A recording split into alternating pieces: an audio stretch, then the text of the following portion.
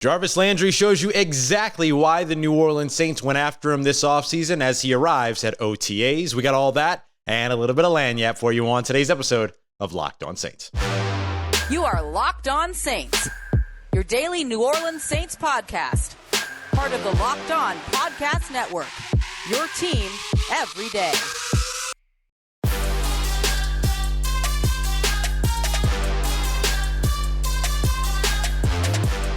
What is good, Who Dat Nation and Who Dat family? Welcome into this Friday episode of Locked On Saints, your daily podcast covering the New Orleans Saints, part of Locked On Podcast Network, your team every day. Thanks so much, as always, making Locked On Saints your first listen of the day every day. Don't forget that we are free and available on all platforms, including on YouTube as well. And I'm your host, Ross Jackson, at Ross Jackson Nola on Twitter. You can find me over at USA Today's Saints Wire, Tuesdays on Locked On NFL, and here with you every single Monday through Friday on Locked On Saints. And today's episode of Locked On Saints is brought to you by BlueNile.com. Make those moments in your life sparkle with BlueNile.com. And Locked On Sports listeners, you're going to get $50 off of purchases $500 or more. And this podcast exclusive does include engagement. Head over to BlueNile.com today. Use the promo code Locked On. On today's episode, Jarvis Landry shows up for the second session of OTAs and shows you exactly why it is that the New Orleans Saints went after him and why it's okay to be excited as a Saints fan to see what Jarvis is already starting to do. Then we're going to take a look at some other notes across OTAs, including what's going on, a little bit more detail from Nick Underhill about Alontae Taylor's contract. Andrews Pete was present. And of course, we get a little bit of an update on some safety movement going on for the New Orleans Saints. We'll clarify all of that here in a moment. Then we're going to wrap up with your thoughts on who has the best offensive line in the NFC South. We polled Saints fans, Bucks fans, Panthers fans, and Falcons fans, and the results are, while not shocking, still interesting. So we'll break all of that down in today's episode, but I want to start off with Jarvis Landry. Jarvis Landry donning the black and gold, the fleur-de-lis number 80 in his return, or I guess I shouldn't even say return. Well, return to Louisiana, right? Return to Metairie, but his first stint with the New Orleans Saints on the football field. So this was one of those players that we didn't see at OTAs last week, even though we saw Tyrann Mathieu there, and that maybe like some people were kind of concerned about, the presence there. And we kind of kept saying like, wait a minute, let's find out like why these guys aren't around and stuff like that. So according to Amy Just over at Times-Picayune, New Orleans Advocate, the reason that Jarvis Landry missed the first session of OTAs is because his 5-year-old daughter was graduating, like kindergarten graduation. And so, of course, he missed that so he could be with his family, but he made it for the second week. And did he announce his presence or what? According to several reports, Jarvis Landry absolutely dominated during his first day at OTAs. Dennis Allen speaking with New Orleans media right after OTA practice on, Thursday? Basically saying that he was everything that they expected Jarvis Landry to be, that he looks polished, that, they're not really pinpointing him into one place, but looking to see all the different ways that they're able to utilize him. And Jarvis Landry is just fitting right in. He's already out there making one-handed catches because Vincent Gray is holding on to one arm. So he went up and said, don't worry about it. I got it. I'll do it with this one. And then got it taken care of. Ended up catching a big pass that way. And then a little bit of jawing reportedly going on between Landry and the rookie Vincent Gray as well. And you love the fire. You love the passion, all of it, right? This isn't, we're so used to seeing, some type of back and forth, particularly when it comes to like one-on-ones or even, battles in the trenches, things like that, that's just a part of the game, right? When it's something that doesn't lead to something bigger, it's just part of the game. So you love the fire, you love the leadership and things like that. Jarvis Landry basically saying like, look, I'm not a trash talker, but if things get heated, I'm going to show up. Okay. I'm going to show up. So great to see that leadership, that fire again. I know I keep saying that, but you love to see all of that, especially this early in the season when he is just now essentially making his first impression on the team.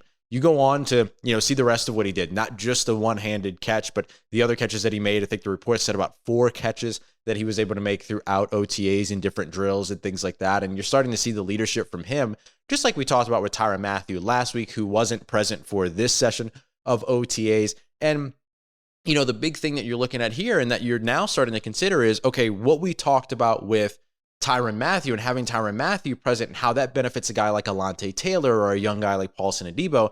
Now you look at Jarvis Landry being present and how that benefits young guys like Deonte Harty and Marquez Callaway and, of course, rookie Chris Olave. They start to get to kind of see, okay, what's his work ethic like, right? You listen to Chris Olave talk about his time that he spent with Michael Thomas in California. he talked about the grind. He talked about his drive. He talked about how, he gets upset. He's punting balls when he, drops passes and things like that. Like, he was taking from just watching Michael Thomas practice.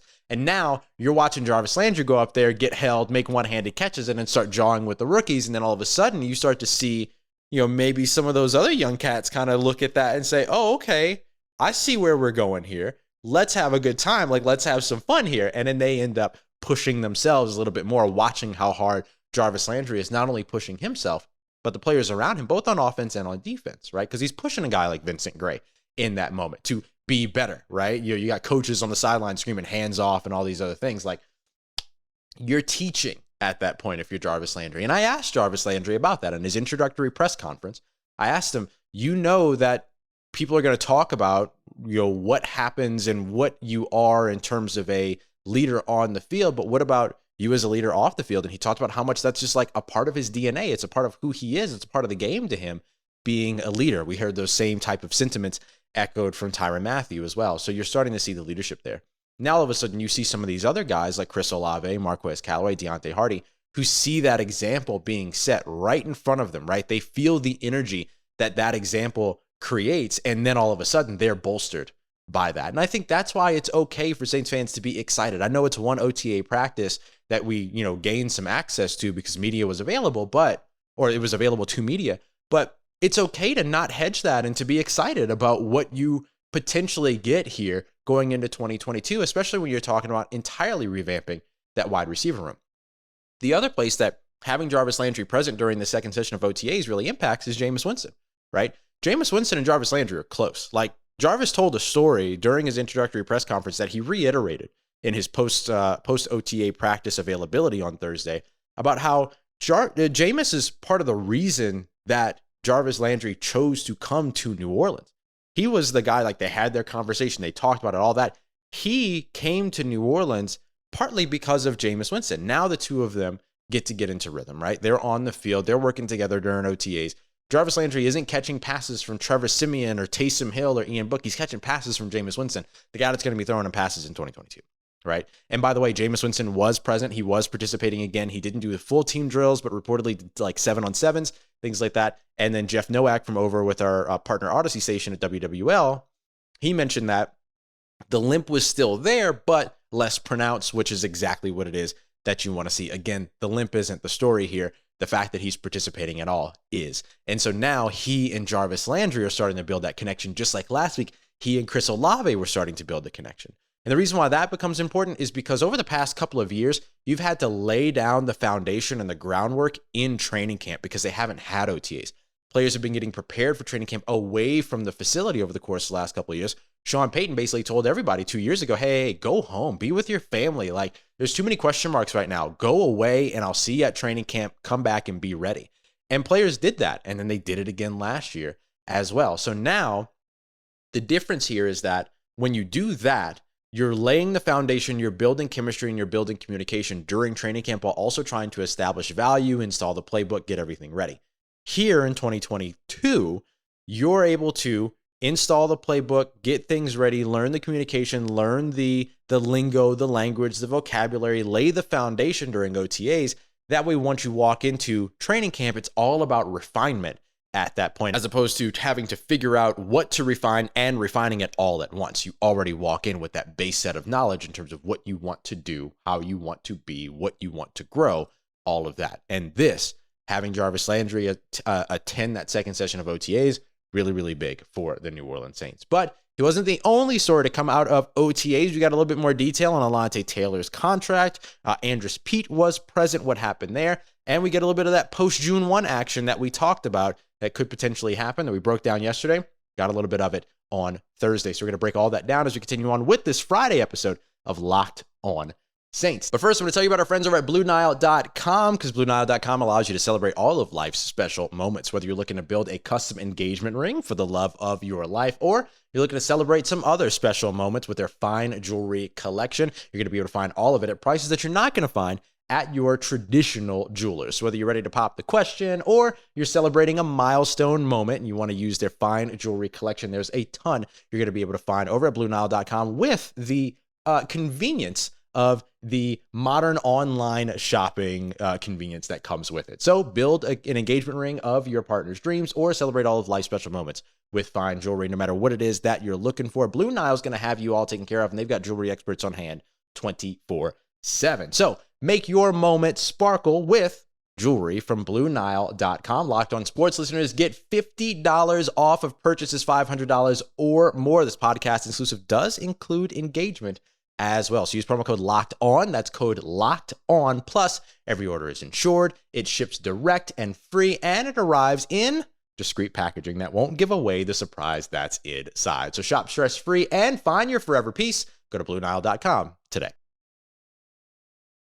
All right, family, continuing on with today's episode of Locked On Saints. Thanks so much, as always, making Locked On Saints your first listen of the day every day. Appreciate you very much making me a part of your routine day in and day out. I want to tell you about our survey that we have going on real quick over at LockedOnPodcasts.com/survey. Gives you an opportunity to share with us a little bit about what you like and what you don't like about your favorite Locked On podcast, about the Locked On Podcast Network, what you want more of, what you'd like less of, all of that. We value your opinion because you helped build this network. You didn't help build this network. You built this network. It was like you guys and David Locke, right? Like you built this network. So go and check it out, LockedOnPodcast.com/survey. We appreciate you so much for taking the time. All right, couple of notes you need to know from OTAs. First thing that I want to point out here is Alontae Taylor's contract. Alontae Taylor does remain the only draft selection not signed by the New Orleans Saints so far. Remember, he was drafted in the second round, 49th overall, the cornerback, defensive back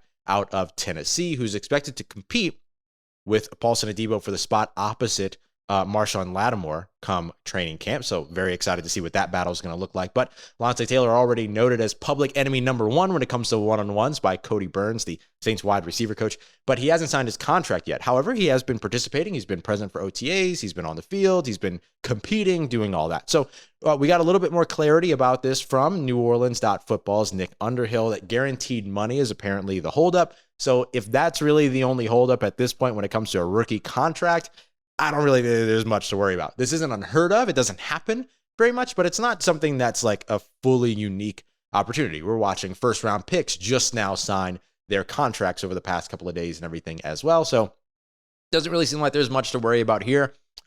This will all eventually get taken care of. But if guaranteed money is the holdup, then it'll be pretty simple to figure out, right? Like, okay, you're either going to get it or you're not, or you're going to sign the contract or you're not. Like, you're going to sign the contract. So welcome to the NFL. And remember, this isn't Alontae Taylor, right? This is Alontae Taylor's like representatives working with the New Orleans Saints. Like, Alontae Taylor is focused on football. He's not focused on his contract or anything like that. His agents, his representation does all that stuff. So like, none of this reflects or should reflect on Alontae Taylor at all. He's just got good representatives that are good at doing their jobs and trying to get him the most guaranteed money, if that's the case. And that's exactly what they should be doing. So take the time to get it right. Andrus Peat was present. He was back. He was not present during the first session of OTAs. He is coming back from an injury. He ended up seeing his season kind of wind down pretty early last year. And so a part of that offensive line that we've been breaking down all week looks to be at least on his way back. We'll see if he's able to stay healthy throughout training camp and everything like that. But this is a part of where the James Hurst equation becomes really important, because right now Trevor Penning, while James Hurst isn't participating in OTAs, is getting all of those left tackle snaps, which is good. But no matter what, Trevor Penning is going to have to compete for that left tackle spot with James Hurst in training camp. So if Penning wins that role, then all of a sudden James Hurst becomes somebody you plug in at left guard, somebody you plug in at right guard, all that. So he goes on to compete for, maybe potentially compete with Andrus Peat for the left guard spot. Or if Andrus Peat, his injury is holding him back a little bit, then James Hurst steps in there. Like, the Saints are in a really, really good position when it comes to offensive linemen, and they didn't stop at where they are. They actually just signed a new offensive lineman to a 3-year deal, Kalike Washington, the offensive tackle / guard out of Southern Miss to the top. He ended up signing here in New Orleans after being a minicamp tryout. He was a minicamp tryout with the New Orleans Saints and another team as well. He's got some guard tackle versatility, started most of his games recently at right tackle. However, 6'5", 329 pounds, undrafted free agent rookie coming in, getting the 3-year deal. So good for him. That's exactly what you want to see. Now, it doesn't guarantee him a roster spot or anything like that. I know we see a 3-year contract and you kind of get a little bit like, oh, this is really intriguing, but it's a pretty standard like UDFA agreement, I'm sure, and all these other things. But definitely somebody to keep an eye out on because they're investing a potential commitment in him ahead of time. So clearly they like something about what he brings. And a lot of it, I'm sure, is that, he's viable, he is healthy, he is sturdy, he is somebody that started a lot of games, he's got a lot of experience, and he can play all over the offensive line. So we talked a little bit maybe earlier in the week, maybe last week, about the versatility in the offensive line. A guy like Khaleke Washington absolutely helps you maintain that and keep that tenet of your offense.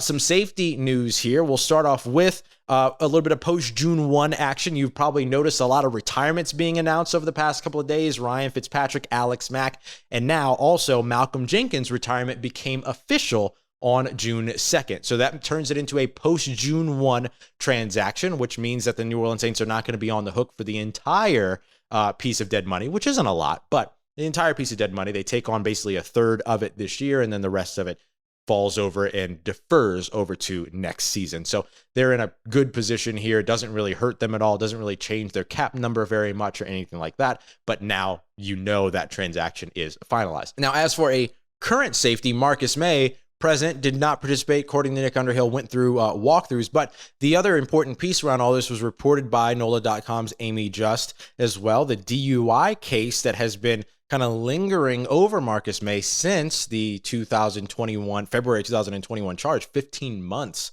so far with that, is now going to be continued. The DUI case will be continued to August. So now Marcus Maye's court case and all of that is pushed to August, or will be continued in August. Alvin Kamara's hearing is August 1st. So August, you're going to find out a lot about the legal situation of some of these New Orleans Saints players. Now, Marcus Maye was arrested for a DUI 15 months ago. Usually that ends up being a 2 to 3 game suspension, usually a 3-game suspension, and you could try to appeal and maybe they'll knock it down a little bit. Deonte Harty had a 3-game suspension last year that didn't set in until late in the season. That might very well be the case for Marcus Maye, as well as potentially Alvin Kamara, as well as these legal cases have to wrap up first before the NFL kind of does their part of all this. So it's going to be a little while before anything really, really happens here. But August will be a big month for those cases. All right. That's the big notes that you need to know around OTAs, aside from Caden Ellis, who showed out. And we've seen a lot of reports about Caden Ellis having a very, very good OTA session in the second session of OTAs. I want to talk very quickly about why that's important, though. Because behind Demario Davis, you don't really have a lot of playmaking ability at linebacker, right? Like Pete Werner is somebody that's good at a lot of things, but he hasn't really shown like playmaker potential just yet. He's only had 1 year to do that, but he didn't really have like a playmaker brand coming out of college either. So the Saints don't really have that type of game impacting linebacker right now behind Demario Davis. So if Caden Ellis can continue to kind of force these pass breakups, force these sacks. Remember last year, he was the one that put the pressure on Mac Jones that led to the pick 6 in the Patriots game. Those moments from Caden Ellis are going to be really, really important. So just something to keep an eye out on, because you're looking for that from guys like DeMarco Jackson, Caden Ellis, Zach Bond, and Eric Wilson, who played in place of Demario Davis yesterday, by the way, with Demario Davis being away for OTAs. So you're seeing a lot of that kind of maybe conversation around Caden Ellis right now. And that would be something that New Orleans Saints could certainly use, as they don't really have that playmaking ability at the second level at this time. Okay, coming up next, offensive line. What did you have to say, the Bucs fans, the Panthers fans, the Falcons fans? What did you all have to say about who the best offensive line is in the NFC South? We're going to break it all down as we continue on with today's episode of Locked On Saints. But before we get to that, I want to tell you about our friends over at betonline.net, the #1 source for all of your sports betting needs. So far, so good if you've been looking at Al Horford for MVP odds. No, I'm just kidding. But there are MVP odds all over the place for Finals MVP when it comes to the NBA Finals, which are officially underway. So if you want to get on the favorite, Steph Curry, or you want to try to take one of those sleepers like Al Horford for some reason, just throw $5 on it and walk away and see what happens a couple weeks later, feel free. They got you taken care of on all of that over at betonline.net. You can also get in on win totals for the NFL. You can get in on a whole bunch of stuff for the MLB, UFC, boxing, MMA, even esports as well. And there's, of course, great live betting modules that you can check out while you're watching the game, as odds and lines shift and change depending upon the rhythm of the game. So whole bunch of stuff for you to check out over at betonline.net, our official online gambling partners here on the Locked On Podcast Network. So go and check them out today. betonline.net, where the game starts. All right, family, continuing on with today's episode of Locked On Saints. We're going to be wrapping this one up with another look at the offensive lines across the NFC South. Do the New Orleans Saints have the best? Well, we asked and polled, and we talked to a bunch of Saints fans, Bucs fans, Panthers fans, and Falcons fans to figure out where their faith was when it came to the NFC South. As a quick reminder of where we've been so far, we've looked so far at both potential and presence early on, where we're so looking at draft capital that's been spent and invested on the offensive line, where the Saints were far and away the most highly invested in offensive line so far across the NFC South, with 4 first-round selections and a second-round selection, all presumably starting for the New Orleans Saints. We also looked at games combined, experience together, snaps together, all of that. Saints 17 years of combined experience within the system, the only newcomer being Trevor Penning. So they have a lot of continuity right there in terms of what the New Orleans Saints bring. But when you look at the numbers in terms of pressure percentages, pass rush allowed, hurries allowed, all of that, the Tampa Bay Buccaneers were right at the very top. Only a 3% pressure percentage given up across the 2022 version of the Bucs offensive line, which includes newcomers like Shaq Mason and, of course, either Luke Goedeke or Aaron Stinney, whoever's going to be playing at left guard for them. In any case, still a very, very solid offensive line in terms of pass protection. We're going to dive further into run protection at a later time as well, but I want to talk a little bit about what you felt. So, did the poll on Twitter. I'm giving you the results right here. So, the New Orleans Saints did not come in as the highest ranked offensive line in this poll in the NFC South. The results go as follows. Tampa Bay Buccaneers, 41.3%. The New Orleans Saints, 39.3%.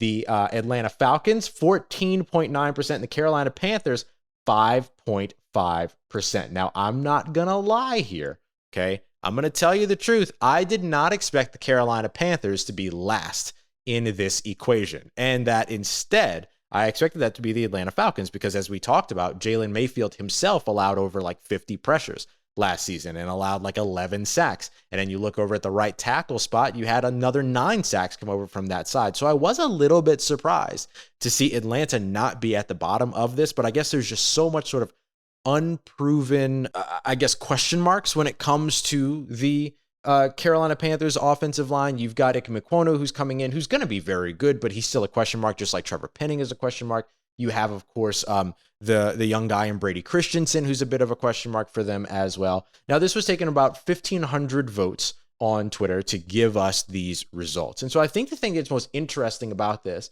is how close the New Orleans Saints were. And if I were to say where they are right now, kind of in the running, including that whole examination of potential and presence, that whole examination of pass protection, and now this examination of narrative, I think the New Orleans Saints are a very close second so far. We're going to look at the run game a little bit more in depth next week. I want to push that a little bit because it takes a lot of research to kind of look at, okay, what did this offensive lineman do and in previous with a previous team, the rushing yards going to that player's left and right, how much of it do you attribute to each offensive lineman based on that and all these other things. So it's a whole bunch of metrics and things like that I have to build, but I'm very much looking forward to doing it and very excited to be able to do it. But I think as of right now, you look at the New Orleans Saints as a really close second, because one of the big things is we can already assume that this conversation for best offensive line is a legitimate conversation between the Tampa Bay Buccaneers and the New Orleans Saints.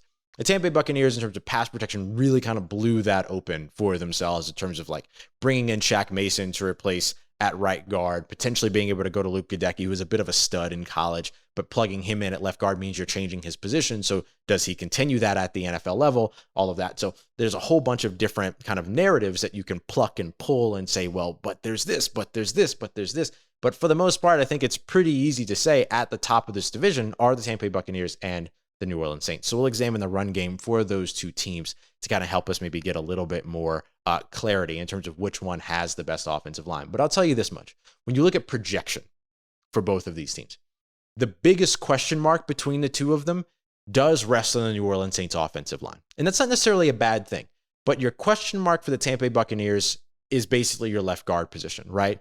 Aaron Stinney has been okay. He only played 52 pass protection snaps last season. So a lot of question marks, of course, are going to be around him. Shaq Mason coming in and plugging in at right guard, he's going to be fine. He's a veteran. He's extremely experienced. It'll be his first year in the system, so there's a little bit of a question mark there. But the biggest question mark between the two teams is, of course, Trevor Penning at the all-important left tackle position, especially with Jameis Winston being a right-handed quarterback. That means it's his blind side. So that is inherently going to, whether you look at it from a narrative perspective or where you look at it from if this player messes up, who costs their quarterback more perspective, you're kind of going to lean towards Trevor Penning. But I would almost make an argument that it is a little bit more equal. And here's why. Tom Brady is not mobile. Shocker, I know, #analysis, but bear with me here. Tom Brady getting pressure up the middle is the worst thing that can happen to him. It's what the New Orleans Saints focus on, right? They stunt their guys from inside out, from outside in, to be able to bring speed to the interior to get after Tom Brady. And that's why the confusing secondaries are so important, because it makes Tom hold that ball that one fraction of a second longer. That allows Marcus Davenport to crash inside and get home. That allows a Cam Jordan to crash inside and get home. A Demario Davis to blitz up the middle. Pressure up the middle is huge up against the Tampa Bay Buccaneers and against Tom Brady in particular. We saw that with Drew Brees in his latter years as well, right? Once the mobility kind of changes, interior pressure becomes a really, really big deal. Jameis Winston, we watched him use those legs quite a bit last year, maybe more than we expected.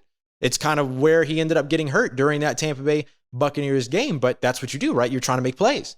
And so he has the escapability to be able to get out of the pocket and maybe make some good decisions with his legs.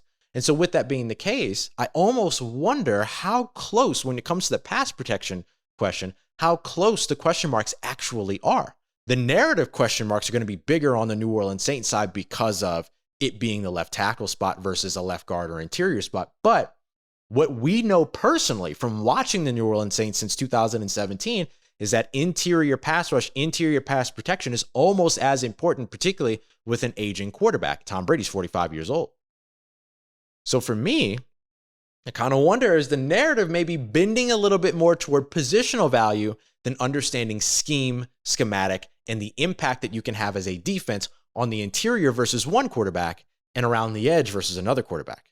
And so maybe these are actually a little bit closer than you would expect in terms of those narrative questions. So we're going to continue to break this down. We're going to move into run protection. And really, we're just going to look at the Tampa Bay Buccaneers and the New Orleans Saints in this, because the Carolina Panthers, the Atlanta Falcons, they are way behind on all of this. So I'm going to talk about these. I'm just go over these results one more time. I'm going to pull them up for you on YouTube as well, so that you can see them if you're watching on YouTube. So the New Orleans Saints, a very, very close second here, 39.3%, just behind the Tampa Bay Buccaneers at 41.3%. And just as a reminder about how far behind Atlanta and Carolina fall here, 13.9% for the Falcons, 5.5% for the Carolina Panthers. Aaron Freeman, Locked On Falcons, basically quote tweeted and said, look, if the Atlanta Falcons get 5% of this vote, it's a victory. Somehow they got nearly 14. So the Falcons fans came out of the woodwork for that one. So we'll be talking more. We'll be breaking it down more between the New Orleans Saints and the Carolina Panthers next week. I appreciate you so much as always. Make it Locked On Saints your first listen of the day every day. Don't forget, we'll be back with you right after the weekend. Unless something big happens over the weekend, then you're going to see this bright, shiny face, hear this bright, shiny voice yet again over the weekend, because I'm always going to be here whenever something goes down. So we'll get you all taken care of. But coming up on Monday, we'll continue to recap and look back at OTAs, the second session, what it means, the attendance, all of that stuff. And we're also going to look at the run game for the New Orleans Saints and the Tampa Bay Buccaneers offensive line to hopefully be able to, at that point, crown a projected best offensive line in the NFC South in 2022. For your next listen, make sure you go and check out the Locked On NFL podcast. It's Friday. That means Chris and Q have you all taken care of with everything you need to know around the NFL in less than 30 minutes. So we appreciate you so much as always. Make it Locked On Saints a part of your day and a part of your routine. I'll see you on Monday, but everything that you need for your New Orleans Saints around these episodes, make sure you follow me on Twitter at Ross Jackson, NOLA. Hit me up. Let me know how the family's doing. Let me know how you living. Let me know how you momming them, and trust Who Dat Nation. I'll holla at you.